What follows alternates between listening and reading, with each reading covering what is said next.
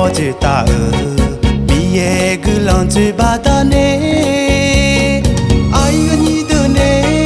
ya mò chữ là ta nữ mà là khá yo hết che nhà đưa cả ya chứ nghe tôi biết thua mẹ nói chứ nghe tôi cho phụ mà cho xa đồ mía lô lê cái với chỗ u tu thọ ala trái mà ai anh đi từ nè ya mô chỉ là nghe thì có lối biểu hóa che ra mà akajo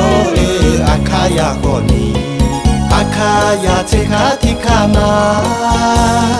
ibi zo kho thì mẹ cho có chỉ mẹ nu ma chỉ ta ra mà được cha già đốt chế chứ khá bơ mẹ nu mẹ bỏ chỉ cả cũng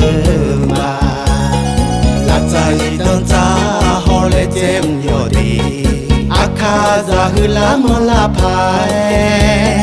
nu ma đi si tao đứng sana akha cho mía hòn thế đôi tè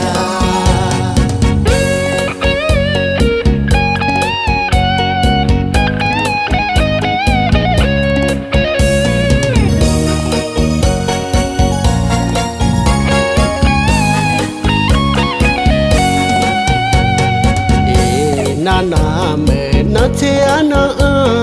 ai anh mẹ nó yoga na ina thì có lo ya mo chỉ ta mi ye cứ lo chỉ ba ta nè ai anh tới nè ya mo chỉ là ngàn nước mà là khá yo che nhà